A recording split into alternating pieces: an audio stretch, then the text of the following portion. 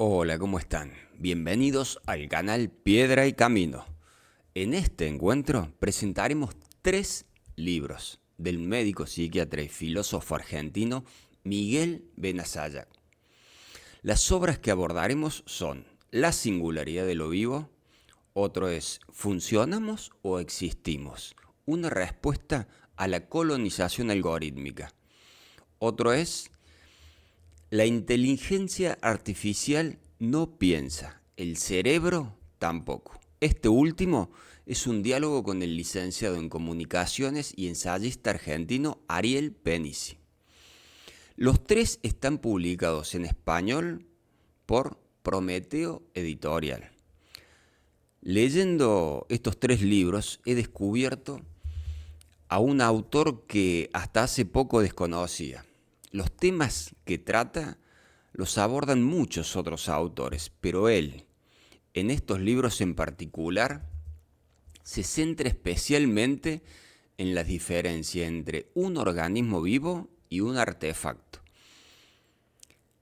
Aquello sobre lo cual hablaremos se puede complementar con el estudio o la lectura de otros autores. Cabe mencionar Byung-Chul Han, Bifo Berardi, Paula Sibilia, Kile Chaika y muchos más. Unos desde la filosofía abordan esta temática, otros desde la sociología, la biología, la antropología o específicamente desde la inteligencia artificial. Para los problemas que abordamos, todas las áreas de conocimiento se complementan. Yo voy a exponer algunas ideas claves que considero nos sirven para comprender nuestra época y qué nos está pasando en este preciso momento. Ahora estamos atravesando lo que Miguel Benasayac llama la tercera ruptura antropológica de nuestra historia. La primera ruptura antropológica fue la invención del habla. La segunda fue la invención de la escritura y la presente. La más traumática de todas, creo, es la revolución digital. Esta última ruptura es una experiencia sumamente traumática porque presenta una mutación completamente inédita. Nunca antes a los humanos nos sucedió algo de esta magnitud, y mucho menos en tan poco tiempo. Los humanos, a lo largo del tiempo, hemos ido definiendo qué es lo propio de lo humano. Estos procesos de lo humano, que hemos llamado propios, son el resultado de una combinación de distintos elementos y variables que no son definitivas. Lo que esto nos demuestra es que somos un fenómeno y no una sustancia. Partimos desde acá en esta exposición porque la hipótesis que plantea la digitalización del mundo es la opuesta. Es decir, no nos toma como un fenómeno, sino como una sustancia. Pero el hombre es una producción teórica y cultural. El hombre es una de las estructuras de funcionamiento que la especie humana conoce a lo largo de su evolución. El individuo es otro recorte posterior que intenta definir lo propio de lo humano. A raíz de estos procesos y de estos cambios debemos reconocer que no hay un modo de ser un humano que sea el correcto y el definitivo. Porque lo que nos es propio como humanos emerge en situaciones concretas y estas situaciones van cambiando. Veamos ahora y luego explicaremos por qué es tan extrema la concepción de lo humano que hoy se está intentando llevar a cabo. Explicaremos que lo extremo es la deshumanización radical. Con esto no nos referimos al trato inhumano que un humano le ha dado a otro en diferentes momentos de la historia. Sea esto por medio de la tortura, la esclavitud, la violación, en resumidas cuentas, la reducción del otro a una cosa. Lo inhumano a lo cual nos referimos en esta ocasión es un cambio que priva al humano de su naturaleza, de aquello que ha ido definiendo como propio. Retomemos la idea de estos procesos de lo humano. De la persona se pasó al individuo y del individuo se está pasando ahora al perfil. El individuo, característico de la sociedad occidental postfordista, está llegando a su ocaso. En su lugar está surgiendo el perfil. ¿Qué es el perfil? El perfil es una construcción de lo humano como pura exterioridad, puro panóptico. Y dado que es pura exterioridad, le resulta peligrosa la interioridad que caracterizaba al individuo. El perfil, en estos momentos, está compitiendo con el individuo y lo va desplazando. Una de las maneras más directas de hacerlo es marginándolo del mercado laboral, atacando su preciada autonomía, es decir, que va privándolo de oportunidades para su desarrollo y participación social. Las actuales crisis económicas, el paso del régimen de clases a otro de desigualdades y el repliegue del individuo tienen puntos de conexión. Podríamos decir que van de la mano.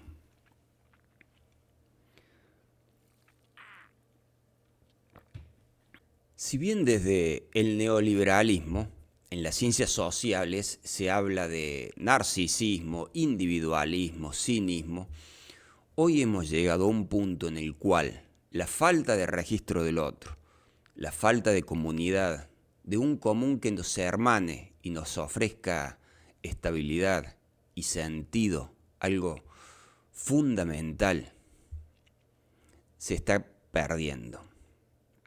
Si bien estas carencias hacen cada vez menos ruido, idea que Benazayag describe de la siguiente manera: el mundo es mi parque de diversiones. Escuchen bien, el mundo es mi parque de diversiones.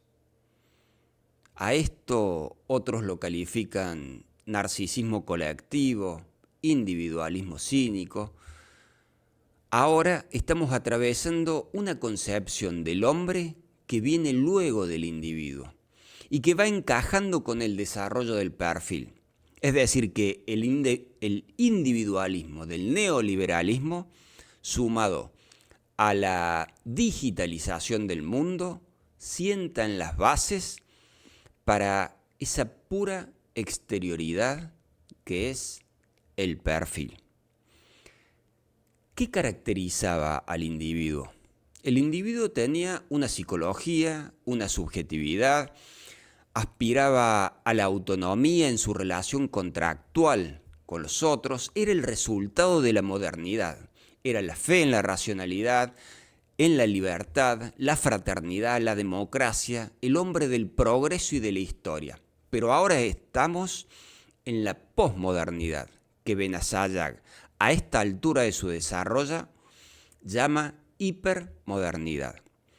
En este contexto hipermoderno, el perfil es cada uno de nosotros como una serie de datos identificables y manipulables para algún uso. Simplemente datos manipulables y empleables en algún uso.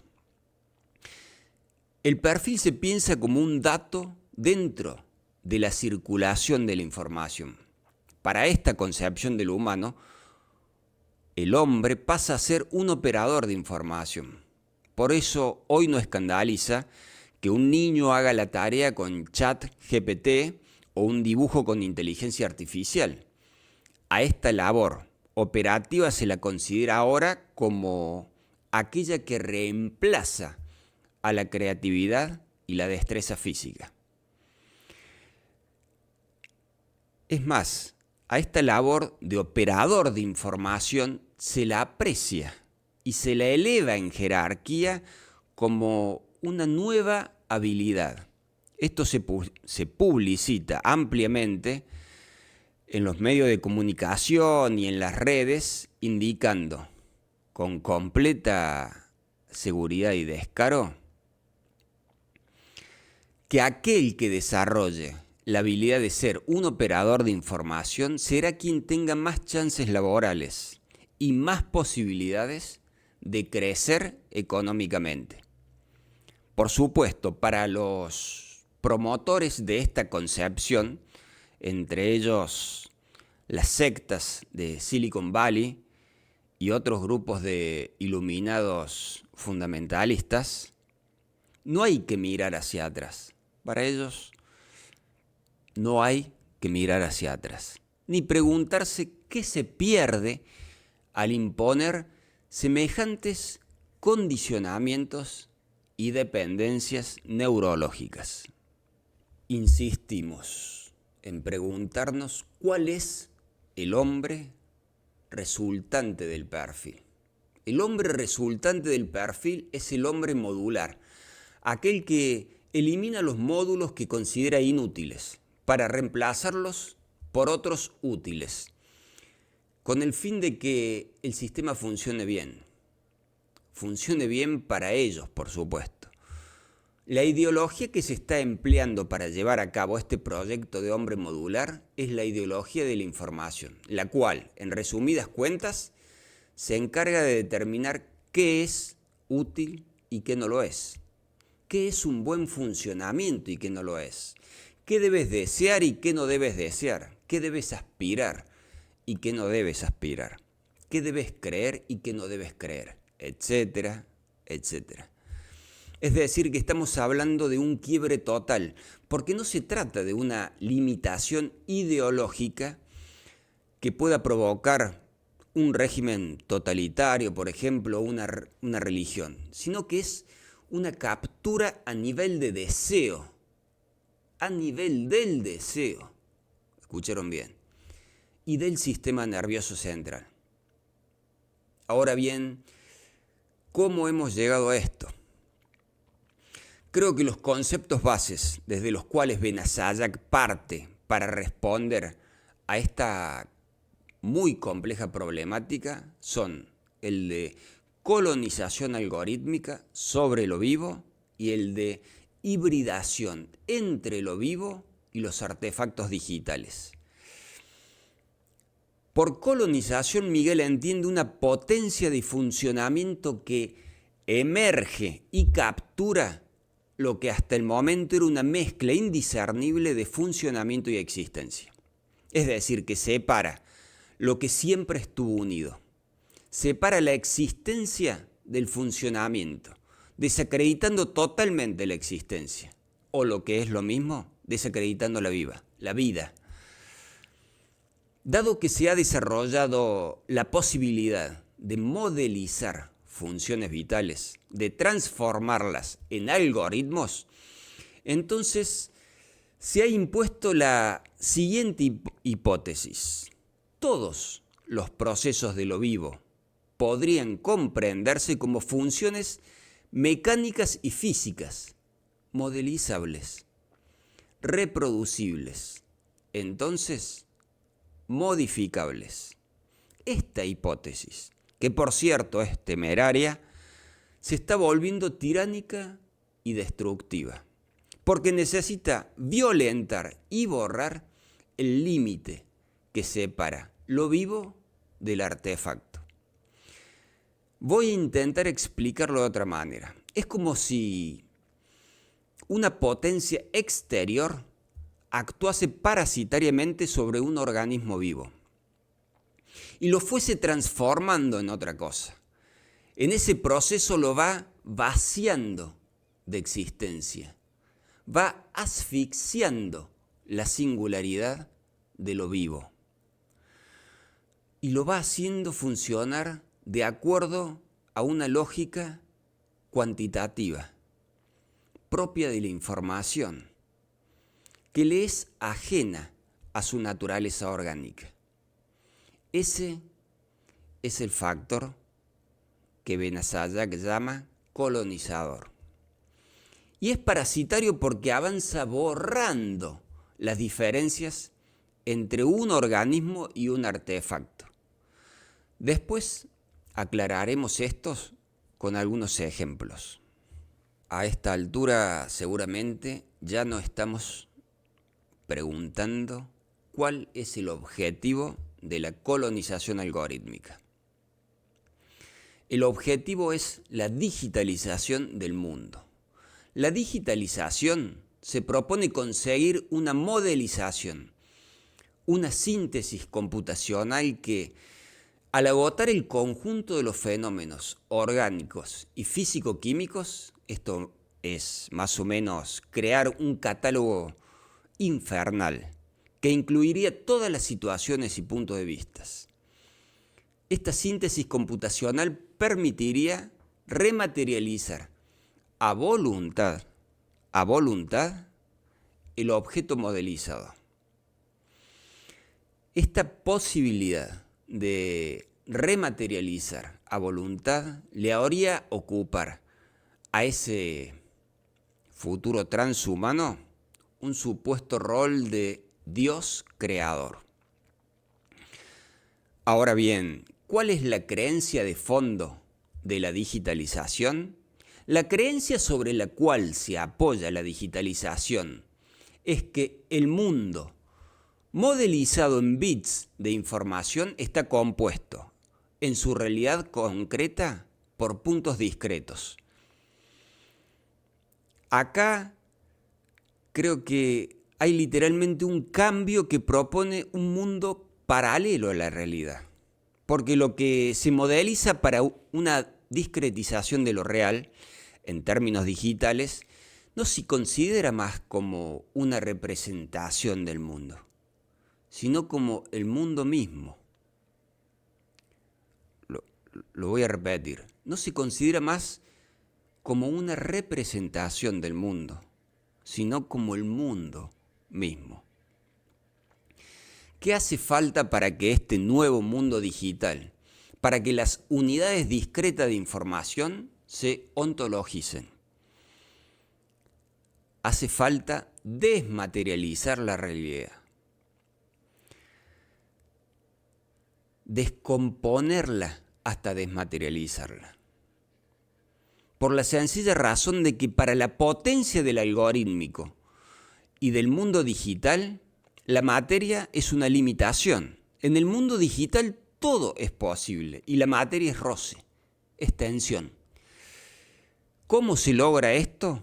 Creando la ilusión de un mundo algorítmico de esencias que existirían más allá de toda materia. Esto que estamos exponiendo es nada más ni nada menos que un mito metafísico. Es una metafísica digital. Benazayak considera que este es el problema central de nuestra época. Ya veremos cuáles son sus implicancias y consecuencias. Por lo pronto, salta a la vista que el humano pasó de considerarse amo y señor de la naturaleza a pretender con su racionalidad controlar la vida, adueñarse de la historia, rezar al progreso y vaticinar el futuro. Finalmente, renegar del propio cuerpo, renegar de sus limitaciones, autoflagelarse por los proyectos frustrados, por las creencias caducas, para lanzarse en una empresa post-orgánica que desafiaría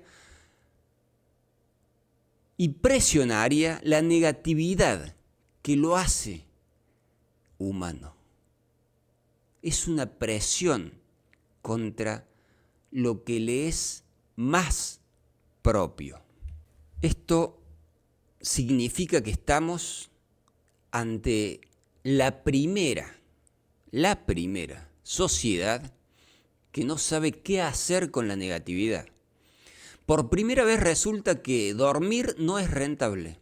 porque el tiempo es oro, es una cantidad lineal.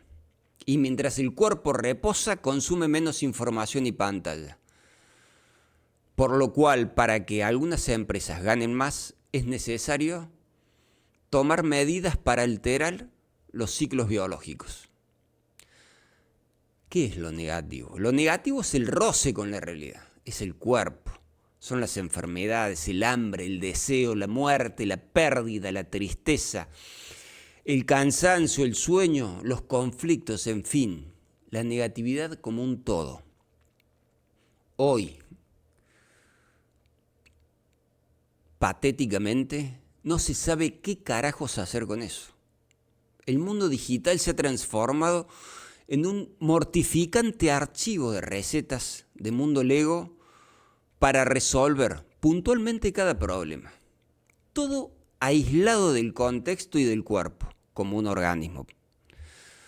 Tan solo recetas sobre partes y módulos. En resumidas cuentas, un recetario de la felicidad y de la vida en buen funcionamiento.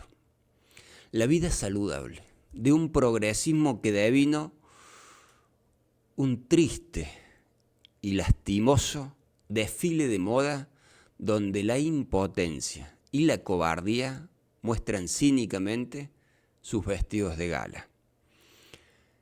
Pero ¿quiénes tildan de tibias a estas recetas? Y de paso les agradecen a los autores que la desarrollan porque cumplen la función de amortiguar el golpe dado por una mano de piedra digital. No se conforman con este recetario. Estos, los siniestros que se creen iluminados, exigen la nueva solución final. Y esta vez los nazis quedan hechos un poroto en comparación con estos personajes que directamente proponen suprimir lo negativo para que surja lo posorgánico.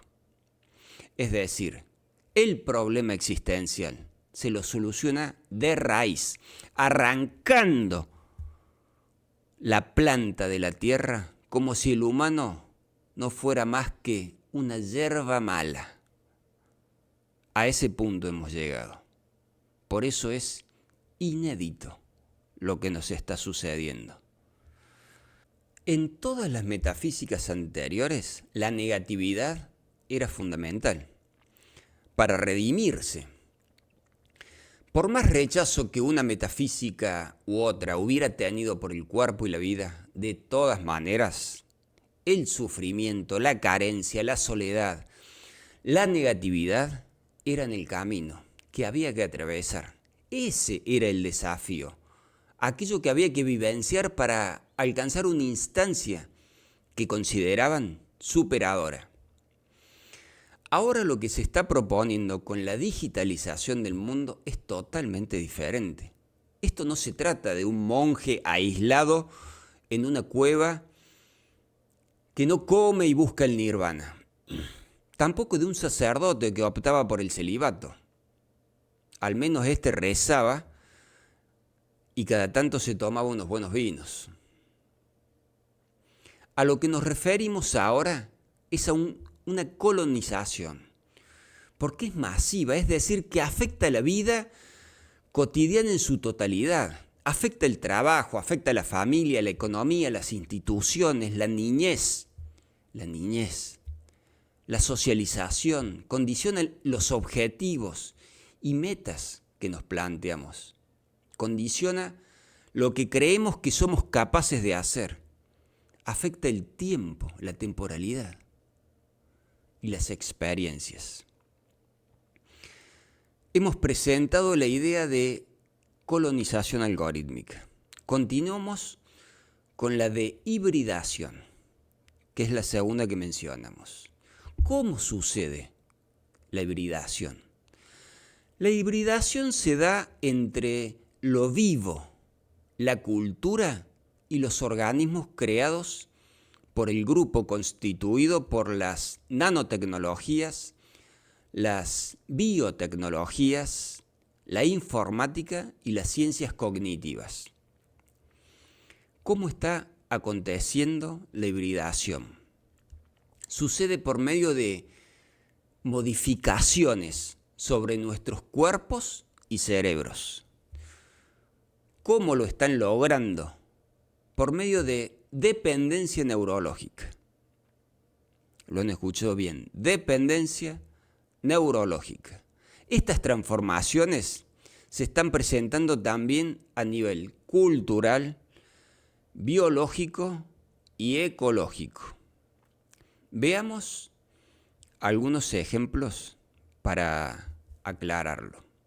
La dependencia en el uso de los GPS para dirigirse a cualquier lado. Está claro que hoy se puede vivir en una ciudad sin saber dónde nace el sol ni dónde se pone. No se tiene un mapa mental de la ciudad de acuerdo a los puntos cardinales, avenidas y barrios principales. Algunos directamente no levantan la cabeza para orientarse.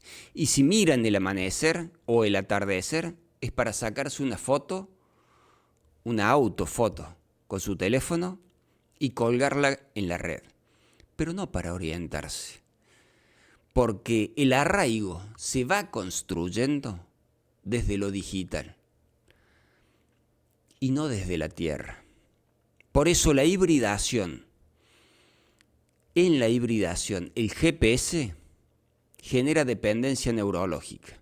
Uno se va volviendo cada vez más perezoso en memorizar lugares y tomar decisiones sobre caminos, porque a esa función se la va delegando a la máquina. Investigaciones han demostrado que al no estimular la zona del cerebro que se utiliza para orientarse, esta se va atrofiando. Otro ejemplo son las consecuencias del uso de los teléfonos inteligentes, smartphone, sobre el cerebro. La ansiedad, la compulsión para estar revisándolos se termina transformando en una adicción como la heroína. Además, al presentar a gran velocidad estímulos visuales en poco tiempo, modifica la manera de atender, de concentrarse. Reduce drásticamente la capacidad de focalizar en un tema. Las consecuencias de este modo de utilizar el artefacto son múltiples. Esto aísla en el mundo digital y reduce la socialización, reduce la capacidad de observar el entorno. Uno pierde noción de lo que está sucediendo en el entorno inmediato y de comprender lo que está sucediendo en el lugar donde uno está. Otro ejemplo, desde un punto de vista neurológico, neurofisiológico, se puede constatar que un niño que calcula una raíz cuadrada o un algoritmo, verá su cerebro esculpido por esta operación. Y esto sucederá fisiológica y anatómicamente. Es decir, que es algo físico lo que sucede con la operación. Su cerebro accederá a una potencia nueva que va a existir como un mecanismo lógico en su relación con el mundo, incluido lo que esta persona olvide, como el cálculo de una raíz cuadrada, porque muchas cosas de las que estudiamos en la escuela se olvidan, pero va quedando el registro. Lo que no se olvida es que se ha atravesado ese camino, se ha pasado por ahí, se ha superado ese obstáculo. Por el contrario, un joven estudiante de nuestra época que aprieta una tecla para obtener el resultado de una raíz cuadrada, comienza a funcionar en el sentido como circula toda información, es decir, sobre un soporte neutro. El problema aquí es que el cerebro comience a funcionar cada vez más de esta manera, es decir, que delegue cada vez más funciones y empieza a considerarse un soporte neutro. Lo más patético y horrorosamente cómico es que los paladines de la libertad, aquellos políticos y empresarios a los cuales no se le cae la palabra libertad de la boca, son precisamente los publicistas y promotores de que nos vayamos volviendo un triste soporte neutro. Pero no cualquier soporte neutro. Este es especial. Es uno sin forma, que vociferan en las redes en nombre de la libertad. Y si las palabras no significan lo que significan, es porque se las va vaciando de sentido. A las palabras les dejan solamente el esqueleto, porque el esqueleto se lleva bien con el soporte neutro. Otro ejemplo citado en el libro es el de una persona que en 10 días escuchó la obra musical completa del músico argentino Luis Alberto Spinetta. Esto carece totalmente de sentido, incluso es ridículo, pero quien lo hace no se da cuenta, porque ha naturalizado un proceder propio de la máquina. En vez de apreciar la obra de acuerdo a su intensidad, funciona como una máquina. Veamos por qué.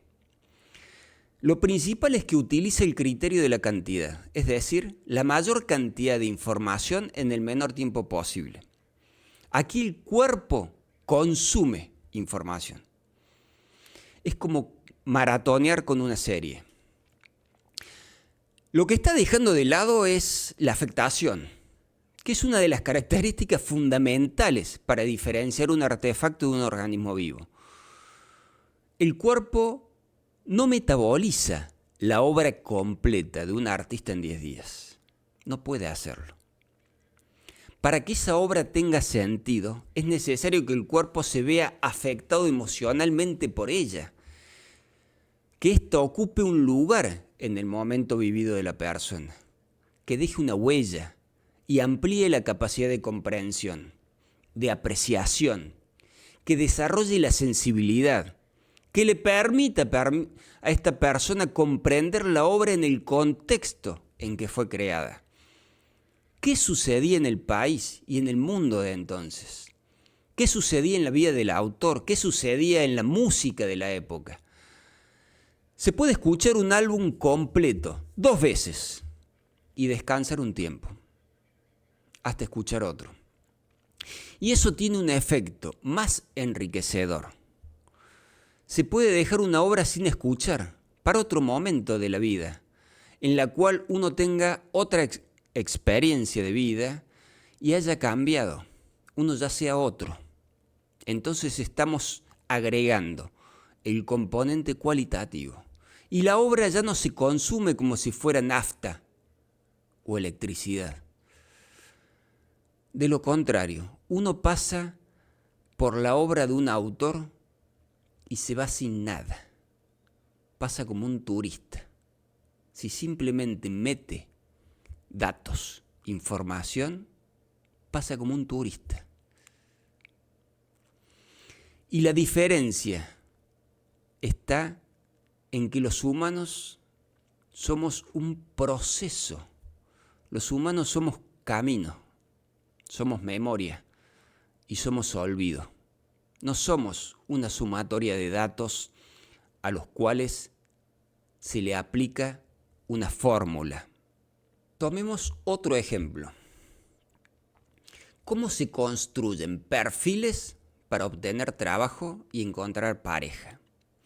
Se busca pareja en un catálogo, de acuerdo a un perfil, como si una pareja fuera una empresa, como si la sexualidad o la paternidad fueran una labor operativa.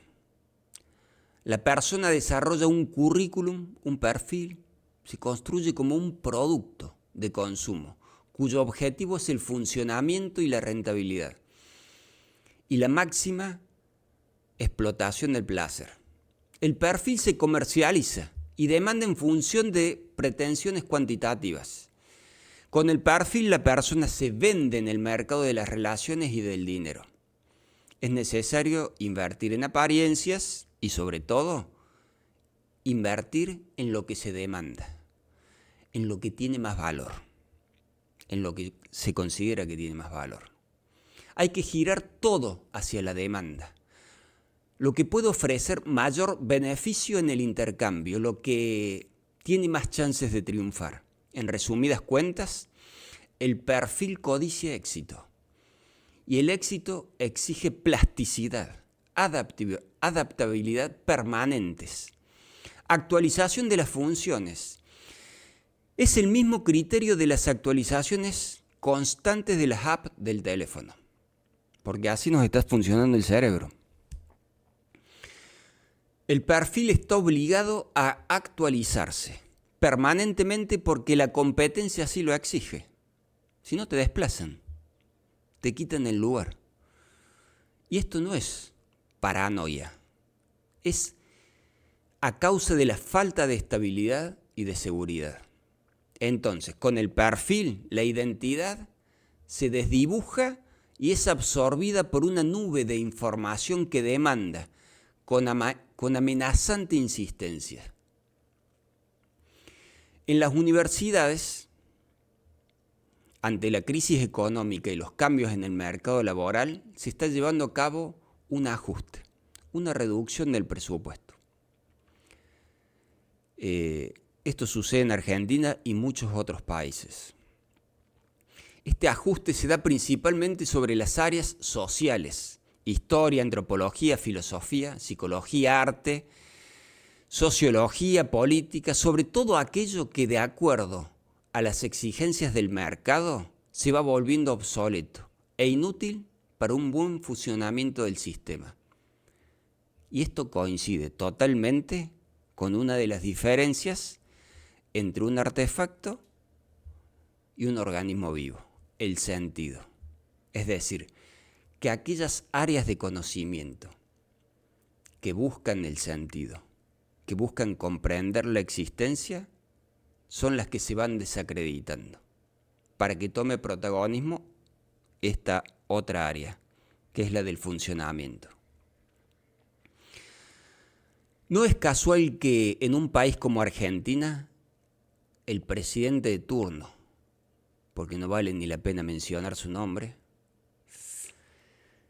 tenga como ilusorio proyecto principal atraer a las tecnológicas de inteligencia artificial de Estados Unidos, ofreciéndoles a cambio territorio, agua, todo, energía, libertad absoluta de acción, siempre y cuando nos hagan un descuentito en la deuda externa o ingresen algunos dólares. Es decir, que se les regala un país, esto es, una población, o se sacrifica una parte de la población a cambio de una modesta comisión. Este es el criterio de la despolitización, la desinformación y el embrutecimiento. Y lo proponen con leyes que supuestamente salvarán, porque utilizan esta palabra salvación, al país. Es decir, que actúa como un Mesías que descartará y eliminará a todas aquellas personas que no funcionan de acuerdo al perfil exigido para lo que se considere el funcionamiento correcto. Simplemente vengan, el presidente considera que acá hay una población que se puede utilizar a descarte como conejillos de India. Y eso se considera una salvación. Así están dadas vueltas las cosas. Creo que con estos ejemplos ya es suficiente para comprender de qué estamos hablando, con colonización algorítmica y con hibridación. Continuamos. En la hibridación delegamos funciones a las máquinas, es decir, que hay un sinnúmero de tareas que estamos dejando de hacer y gradualmente vamos siendo reemplazados por las máquinas. ¿Qué sucede? Que al delegar funciones, por un lado, renunciamos a nuestros propios posibles a favor de los posibles de las máquinas. Esto es, delegamos a los artefactos la responsabilidad de construir nuestra esperanza. Los artefactos terminan definiendo nuestros límites y posibilidades. Determinan de qué somos capaces y de qué no. Qué debemos hacer y qué no debemos hacer. Por otro lado, al delegar funciones vamos perdiendo habilidades. Esto trae como consecuencia la atrofia de la parte del cerebro que se ejercita para desarrollar estas tareas, como también una disminución de la potencia del cerebro. Para decirlo en pocas palabras, la colonización algorítmica no nos ofrece una mayor capacidad de conocer y de actuar. No nos está haciendo más inteligentes, ni analítica ni emocionalmente, menos emocionalmente, sino que está organizando nuestras vidas y sociedades de acuerdo al criterio de lo poco que podemos. Hoy el estímulo del mercado laboral y de los sistemas educativos favorece el desarrollo de estas tecnologías sin cuestionar. Hoy se habla de un chat GPT-4, que en poco tiempo llegará a 30. Cuando esto se combine con una computadora cuántica, va a ser una pesadilla, una catástrofe. Porque la delegación de funciones va a ser masiva. Esto significa que la capacidad de formateo de lo vivo por la máquina disminuirá la capacidad de los cuerpos, y en especial del cerebro. La hibridación tiene dos tendencias en la actualidad. La que domina es la hibridación artefactualizante. Esto es la colonización de la tecnología sobre la vida, la cual venimos describiendo. Por otro lado, hay múltiples tendencias que militan a favor de la pureza de lo humano y rechazan cualquier tecnología que podría ser peligrosa para la vida. Dado que la hibridación es un hecho, lo que Benazayag propone es ir desanudando lo biológico de su identificación con la máquina. Entonces, Miguel propone desarrollar un modo de hibridación que se lleve a cabo a favor de la vida, de lo orgánico y de la cultura, y no en contra de ella, como de hecho sucede con la hibridación artefactualizante. Para ello, la tecnología digital debe cohabitar con el mundo de la vida y de la cultura, reconociendo que ambos polos son diferentes. Esto implica que el polo digital debe reconocer que en el mundo orgánico el presente nunca puede ser enteramente representado ni modelizado, simplemente porque existen los cuerpos. Existen. El problema acá no reside en la técnica, sino en cómo las tecnociencias aplican un reduccionismo fisicalista y los propósitos que buscan con ello. En estos libros, Benazayag presenta las bases teóricas de un modelo orgánico que llama mamotreto, el cual es capaz de mostrar el funcionamiento de lo vivo en tanto conjunto integrado y no reductible a los elementos y a los procesos que lo constituyen. La manera de hacerlo es ir mostrando cuáles son las diferencias entre un organismo y un artefacto. Vamos a explicar qué es lo que refuta Benazayag y qué es lo que propone. Primero hay que aclarar en qué consiste el reduccionismo actual que ataca a Benazayag. Este reduccionismo pretende explicar todos los procesos orgánicos por las leyes de la física y de la química. procede fraccionando en partes el objeto de estudio. Por ejemplo, para conocer el cerebro lo divide en piezas partes. Esta operación rechaza la existencia de una dimensión de organización que supera las partes elementales que constituyen el órgano. Este modo de proceder tiene consecuencias muy nocivas porque es incapaz de establecer distinciones entre operaciones del sistema y la significación de las acciones. Significación que solo es posible explicar por medio de las limitaciones de un organismo. Este reduccionismo fisicalista pretende alcanzar un conocimiento de las esencias y de su funcionamiento por fuera de las situaciones de existencia. Otra hipótesis que impugna Benazayag es aquella que considera que lo vivo y la naturaleza funcionan según los mismos ciclos, las mismas leyes y las normas que los artefactos digitales. La creencia en la correspondencia entre la naturaleza de lo vivo y el mundo digital incluye la pretensión de corregir, modificar y aumentar el mundo orgánico. Por ejemplo, en la actualidad hay investigaciones muy concretas que buscan implantar un chip electrónico en la caja craneal.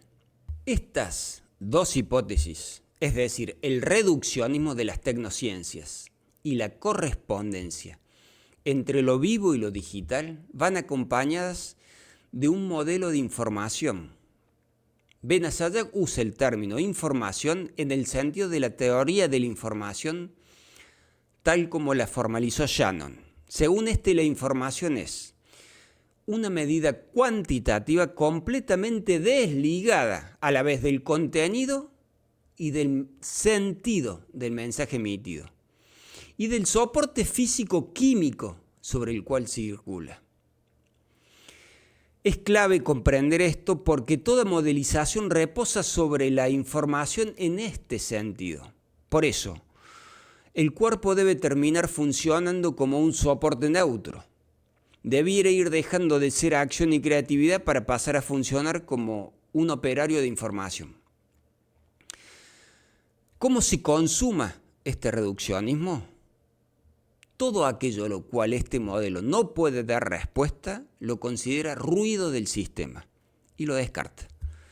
Una parte significativa de la existencia termina en ese basurero. ¿Qué significa eliminar el ruido del sistema? Significa eliminar el roce entre la teoría y lo real, entre hipótesis y mundo. De esta manera el mundo digital se construye como una sustancia que desplaza la alteridad. Pero ¿cómo funciona este poder? A esta forma de poder, que no reprime ni aparece como coercitiva, se la ha denominado gubernamentalidad algorítmica. Se trata básicamente de un poder de seducción. Tanto los autores Costas como Rodríguez enumeran 3 etapas del proceso de gubernamentabilidad algorítmica. Primero, data vigilancia. Es la recopilación y conservación automática de datos. Segundo, la minería de datos. Es un análisis automatizado que busca hacer emerger correlaciones, sin la necesidad de elaborar hipótesis, pero sí con la capacidad de producir perfiles. Tercero, utilizar estos perfiles en un sentido probabilístico para la anticipación de los comportamientos individuales. En resumidas cuentas, están orientando los comportamientos y la gente está convencida de que es libre, puesto que se ha consumado una servidumbre voluntaria. Servidumbre que es doble. Porque a la tendencia del trabajo digital no reconocido, es decir, no remunerado, se le agrega la capacidad que tienen los algoritmos para formatear las percepciones y las prácticas. De esta manera, un candidato a presidente puede ganar las elecciones democráticas de un país para luego quebrar desde dentro el régimen democrático. Estamos en el 2025. Imaginen cuántos ejemplos hay de esto. Es decir, que gana las elecciones manipulando las emociones del votante y orientando los comportamientos con información falsa. Lo grotesco es que una persona crea un perfil para pertenecer y el perfil se lo termina devorando. Dado que en el perfil de red la identidad se desdibuja y se transforma en un agregado en un fondo de pura información.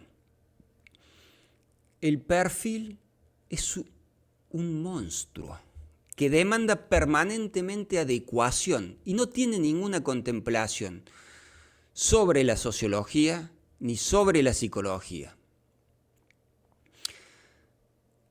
Por eso, para el perfil, lo común, la comunidad, no es importante, carece de sentido prácticamente. Son dos cosas absolutamente distanciadas. Debemos señalar que aquello a lo cual accede este reduccionismo son informaciones y no conocimientos. Lo que pasa es que a todo lo distorsiona, cubriéndolo con un manto de supuesta objetividad. Esta objetividad se asienta sobre la idea de que a más información, más verdad. Pero lo que de hecho sucede es que mientras más información haya, más difícil es extraer significado de ella. Lo peligroso acá es permitir que la búsqueda de correlaciones en los Big Data subsuma y sustituya el enfoque científico. Mencionamos los 3 pasos de la gubernamentalidad algorítmica. Expliquemos por qué el régimen de información tiene tanto éxito. Hay algunos motivos básicos. Uno es porque se está utilizando principalmente la máquina digital como instrumento central de conocimiento. Otra manera de decirlo es que avanzamos aumentando la cantidad de condicionamientos. Otro motivo es por una característica propia del ser humano que el régimen de información aprovecha a su favor. El régimen de información no conoce contradicción ni verdad. Por ello, el mundo algorítmico y el chat GPT aceleran el efecto de posverdad en relación a textos, teorías, fotos, moviendo un estado de incerteza a la opinión pública. Por su parte, el cerebro no tiene per se la capacidad de diferenciar lo virtual de lo real. Por eso, tanto la virtualización de la vida como la desmaterialización, esto es la vida detrás de la pantalla, nos debilitan porque mientras menos estímulos sensoriales tenemos, menos comprendemos. Y estamos en peores condiciones para diferenciar lo verdadero de lo no verdadero. Esto significa que el problema de la post-verdad está relacionado al de la pérdida de experiencia y el hecho de que las personas están cada vez más informadas y menos formadas. Está claro que para una máquina, una mentira no es nada más que un error. Y para una persona es una intencionalidad. Y esto no es un mero matiz.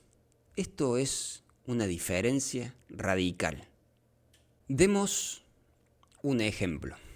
Es notable ver cómo un niño que juega a un videojuego de fútbol con el celular y de repente hace un gol de chilena tocando simplemente un botón, luego corre eufórico hacia el padre a contarle el golazo que hizo. Y el padre se asombra de que la reacción emocional del niño sea muy parecida a la de pegarle al fútbol con el propio pie. Asombra cómo el niño fue captado emocionalmente por el mundo digital. La diferencia es que el gol en el videojuego es un efecto sumamente fugaz y el de jugar a la pelota lo esculpe como persona. Al usar su cuerpo, está asimilando de manera durable una experiencia. El movimiento de la chilena en el videojuego es perfecta. Es un movimiento que no contempla la fuerza de gravedad, ni la flexibilidad muscular, ni una piedra que haya en el terreno y sobre la cual el niño puede caer y golpearse. Es decir, no tiene roce con lo real. No exige aprendizaje. En cambio, la jugada como experiencia implica un proceso de aprendizaje que demanda años. En ese proceso el niño aprende a socializar con un grupo, a ganarse un lugar en el equipo, a querer competir, a querer ganar y salir adelante y superarse, a entrenar cuando hace frío y también cuando hace calor, a ir a las prácticas cuando está cansado, a tener el deseo y el entusiasmo que lo lleva a pensar en el juego cuando no lo está practicando. A prepararse emocionalmente durante el día, esperando el momento del entrenamiento. Es ese deseo lo que le da la fuerza para sobrellevar las dificultades y las adversidades del juego y de la vida. De acuerdo a este ejemplo que les he dado, ahora ustedes relaciónenlo con las películas que está haciendo la empresa Disney en los últimos tiempos. Ya se lo está tomando al niño en todas las películas como un artefacto de funcionamiento. O sea, no hay proceso de aprendizaje.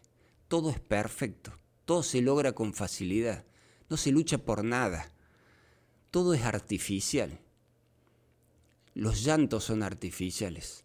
Todo es superficial.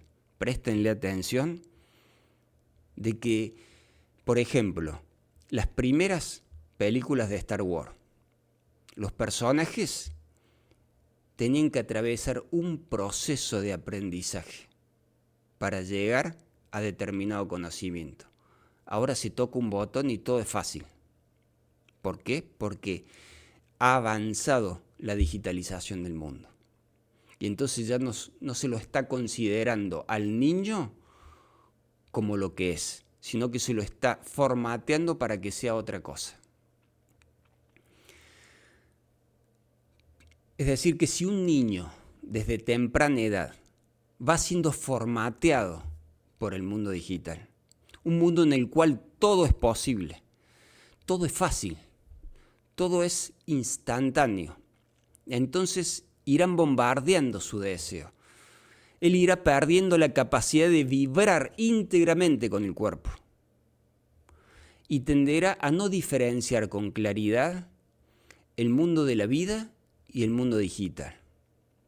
De a poco la temporalidad de la máquina irá conquistando su temporalidad humana. En la máquina se logra el gol perfecto, tocando un botón, sin esfuerzo, es instantáneo. En la realidad hay que atravesar un proceso de aprendizaje. Hay que aprender a sobrellevar la frustración y a disfrutar de los aciertos. En el mundo virtual todo es posible. En la realidad no todo es posible. No todo es posible. Solo algunas cosas lo son. Existe la negatividad, los límites que impone el cuerpo, el medio y el contexto.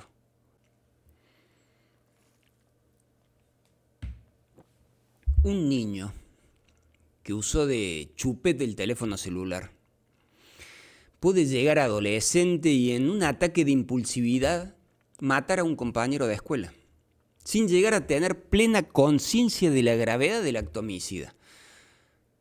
porque no fue construyendo los límites que la realidad impone.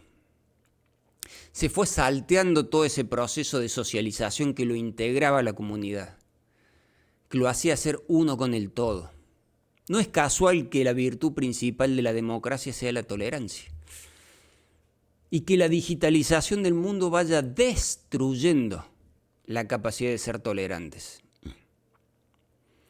Es decir, que la digitalización del mundo va en contra de la democracia y a favor de la intolerancia. Al punto en que hemos llegado con la exposición queda completamente en claro la relación directa que hay entre la psicopatología actual y la colonización del funcionar sobre el existir. Estamos adoptando una visión mecánica y ordenando nuestras vidas en función de ella. Esto es completamente contrario a nuestra psicología, a nuestra socialización, a la vida en común, a nuestro lugar en la tierra. Por eso el sufrimiento y el desconcierto no paran de crecer. Una cosa es la favorable plasticidad que tiene el cerebro, que nos permite, por ejemplo, adaptarnos a diferentes contextos. Y otra muy distinta es la exigencia presente de que debamos ser una cosa informe, hiperplástica, que se deje moldear en cada situación. Estamos cambiando la adaptación y la supervivencia por la atrofiante capacidad de dejarse moldear. Entonces resulta que después de los 40 años, eres viejo para el mercado laboral, porque no eres lo suficientemente plástico. Es decir, eres plástico pero no hiperplástico. Y paralelamente te prometen que vivirás más de 85 años. Por supuesto, si podés pagarlo, con la platita. El desarrollo de los perfiles, a su vez, potencia que las personalidades se vayan formando como si fuesen un producto. La personalidad es una pyme, una pequeña y mediana empresa. Por eso los peligros del coach motivacional, que buscan convencerte de que todo lo puedes con esfuerzo. Todo lo puedes. Está relacionado ese todo lo puedes a el no hay límites del mundo digital. Para ello utilizan eslóganes de publicidad como lo de las marcas de ropa, especialmente deportivas, como por ejemplo no limits, no hay límites. Los límites existen en tu imaginación y no en la realidad. O frases herméticas como disciplina mata talento. Entonces un padre o un entrenador puede exigir a un niño hasta destrozarlo, porque lo fuerza a hacer algo que no le sale. Por más que lo presione, no le sale. Pero está claro que un niño no es el responsable de resolver el problema de frustración de un padre o de un entrenador. Sigamos con los ejemplos. Otra frase que utiliza el coach motivacional como apoyo es dato mata relato. Como si esa frase fuese la fórmula de la verdad. Pero no preguntan cómo se obtuvo ese dato. Por ejemplo, en Argentina está el INDEC. Es el Instituto Nacional de Estadísticas y Censos. Es común que los datos que éste ofrezca no concuerden con la percepción de la realidad que el ciudadano de a pie tiene en la vida cotidiana. Si se modifica un solo dato cargado en la fórmula para determinar la pobreza, el dato resultante cambia totalmente. Entonces, ¿cómo se calculó el dato? ¿Qué fórmula se usó? ¿Quién financió la institución que lo calcula? ¿Qué dejó afuera ese dato con el redondeo que aplicó? Estas son cuestiones importantes. Esto demuestra que la realidad es mucho más compleja que una frase publicitaria donde la vida se la mete a presión y se la hace encajar de cualquier forma en el dato esperable.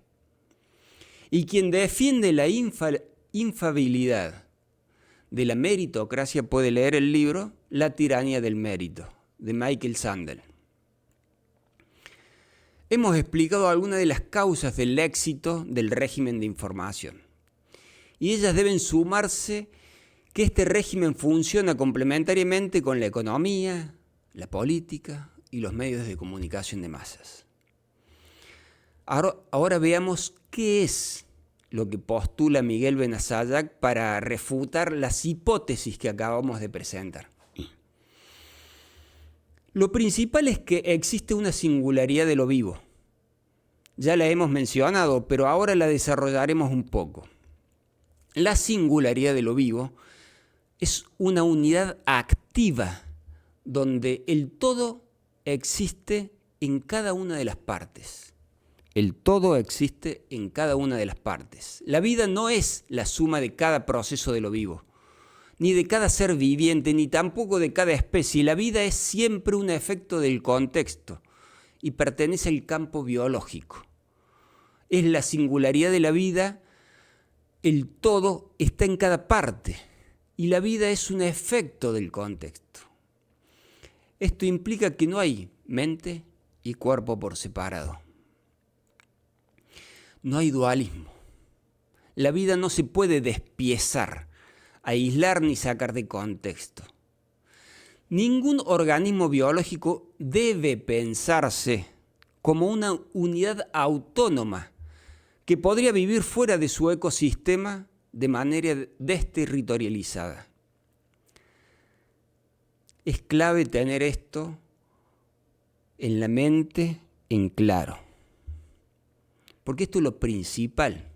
De lo contrario tenemos el mundo lego, donde lo vivo y lo inerte serían partículas sin conexión orgánica entre sí, como sucede en el mundo bottom-up, de la biología molecular, del urbanismo utilitarista, del individualismo enajenado.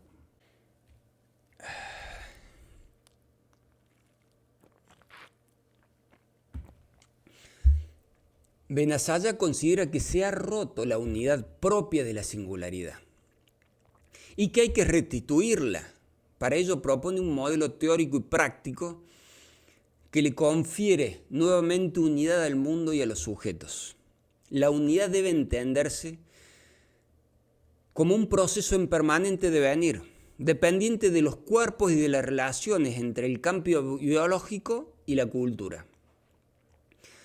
Este modelo orgánico reconoce que en el fenómeno de la vida hay un esfuerzo hacia lo que el filósofo Spinoza llamó conatus. Esto significa que cada cosa se esfuerza por perseverar en su ser. Para llevar a cabo este proyecto toma las investigaciones realizadas por el biólogo y epistemólogo chileno Francisco Varela, quien logró explicar que el mundo no es una colección desordenada de datos, de objetos, a los cuales unos sujetos sin suelo, sin ubicuidad, ordenan de acuerdo a su relato. La percepción y la relación de los seres vivos con el mundo están estructuradas por sus cerebros, por sus cuerpos, y eso no está determinado por cada subjetividad en particular. Intentaremos explicar la importancia del contexto y del estar situados. Hay situación cada vez que distintos elementos actúan de manera integrada y orgánica. Desde este punto de vista, el principio existencial de toda situación se entiende como el principio orgánico y biológico que estructura la vida, donde cada elemento existe por y para el otro, y ninguno puede comprenderse de manera aislada. Habíamos mencionado anteriormente que por primera vez nuestras sociedades no saben qué hacer con la negatividad. Además, durante la modernidad nos hemos ido desprendiendo gradualmente de los mitos, tradiciones, ritos. Esto ha generado pérdida de sentido de la vida.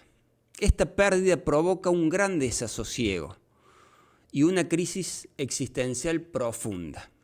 Benazayag considera que la hipermodernidad propone superar esta crisis de sentido deshaciéndose de los cuerpos. Eso es lo que propone. Por eso la digitalización del mundo es el problema que atraviesa nuestra época de manera clave. Porque no solamente nos cambia completamente, sino ofrece una respuesta al problema del sentido. Una respuesta terminal, por supuesto. La digitalización del mundo y la vida posorgánica ofrecen una posibilidad de dejar de sufrir la pérdida de sentido. ¿Por qué atacar tan virulentamente el sentido? Porque el sentido nos diferencia de las máquinas. Es así de fácil. El sentido nos diferencia de las máquinas. Y se ataca todo aquello que nos diferencia de la máquina. El sentido no depende de información consciente o maquínica. No está dado por los hechos. El sentido es una estructuración, una relación con el mundo mediado por un conjunto de creencias, mitos, paradigmas, y todo esto pertenece territorializado. Creo que es importante advertir que descartar aquello que nos es propio y que nos constituye a cambio de una promesa supuestamente superadora trae daños y cambios imposibles de prever todavía. No sabemos qué podremos recuperar de aquello que vamos destruyendo. Tampoco nos planteamos por qué un grupo tiene que determinar el destino de la humanidad de manera unidireccional. ¿Qué somos los humanos? Los humanos somos afectación, singularidad, contexto, territorio, ubicuidad, historia, comunidad, sentido, intencionalidad, intuición, interioridad, cultura, sociedad, tiempo, ecosistema. Somos todo aquello que no se puede modelizar. Somos precisamente eso. Sin embargo, todos los días estamos sometidos a un bombardeo de información que señala lo contrario. Nos están enseñando que lo que somos y lo que hemos logrado no es importante. Tampoco lo son nuestras acciones, nuestra capacidad de actuar. Es fastidioso y agotador tener que soportar diariamente que se le pregunte a la inteligencia artificial sobre esto y aquello, sobre el futuro. Y que la inteligencia artificial se vaya transformando en el criterio de lo correcto y lo incorrecto. Lo que hay que hacer y lo que no hay que hacer. Lo que somos capaces y lo que no somos capaces. Porque la IA no puede decir nada sobre la verdad. Ella no conoce la verdad. Esa independencia de la IA va condicionando las posibilidades de la vida humana. Es decir, que a medida que avanza la IA y a medida que delegamos más funciones, la vida humana se va acotando, achicando, haciendo cada vez más pequeña y mientras más pequeña, más insignificante. Y es cada vez más insignificante porque se va debilitando la existencia, su componente existencial. Además, la IA, por más que se le pregunte a diario, no piensa. No piensa. Esa imagen de la película Duna donde hay una especie de cerebro en una pecera con líquido y unos cables conectados, no es más que ciencia ficción. Ni una máquina ni un cerebro pueden pensar de manera autónoma. Un órgano funciona en relación a un organismo que está dentro de un contexto. No genera pensamiento de manera aislada. No se puede meter un cerebro a una pecera, conectarlo a una computadora cuántica y obtener pensamiento. Eso no sucederá jamás. Eso nunca generará pensamiento. ¿Por qué? Porque los seres vivos coevolucionan con sus ecosistemas. El cerebro es tan solo uno de los elementos del pensamiento. Es uno base, pero es uno de ellos. Las propiedades de los seres vivos se manifiestan en las relaciones de reciprocidad entre ellos. Por ejemplo, una glándula salival existe porque ella está en relación con el sistema digestivo. La negatividad crea el pensamiento. Las obras de Van Gogh y de Nietzsche no hubieran sido las mismas si las enfermedades que ellos padecieron.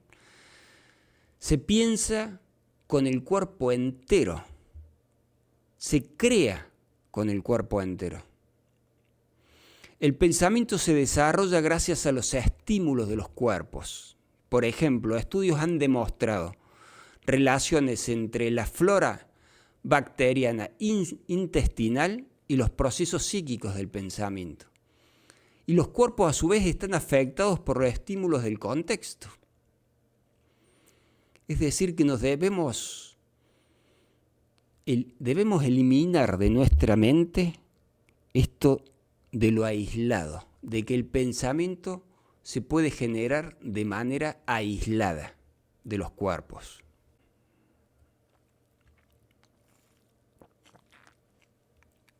¿De qué debemos ser conscientes?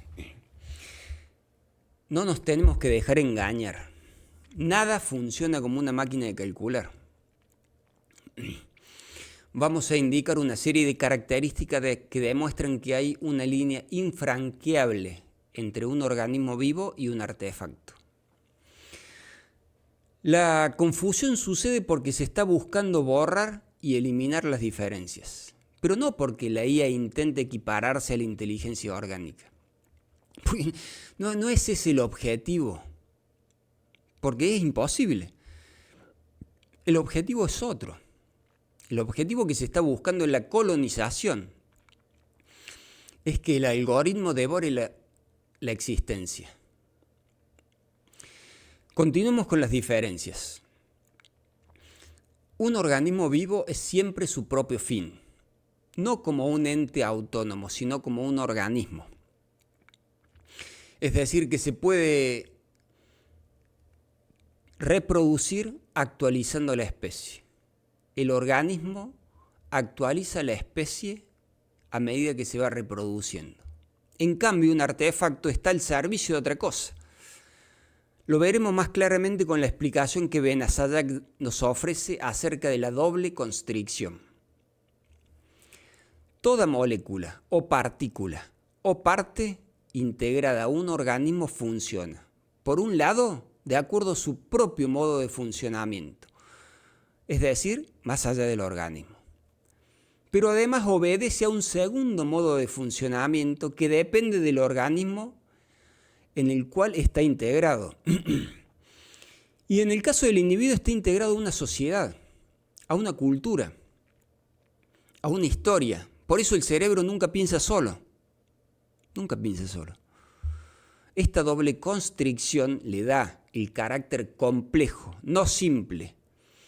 Y es la base que lo diferencia de todo agregado o artefacto.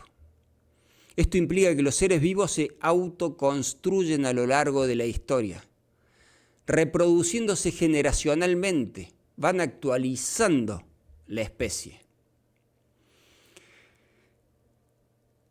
Este rasgo propio de la vida representa un problema para la formalización y la modelización, porque se puede modelizar una constricción física, pero no las huellas y los acontecimientos del devenir histórico, que incluyen lo aleatorio, la variabilidad y la diversidad. Esto es la parte intensiva de los seres vivos. El mundo digital, en cambio, lleva el registro de la previsibilidad y del cálculo. El mundo de la vida, de otro modo, se caracteriza por una fuerte variabilidad y una intensa diversidad. Lo vivo va modificando permanentemente su medio y se transforma permanentemente con el medio.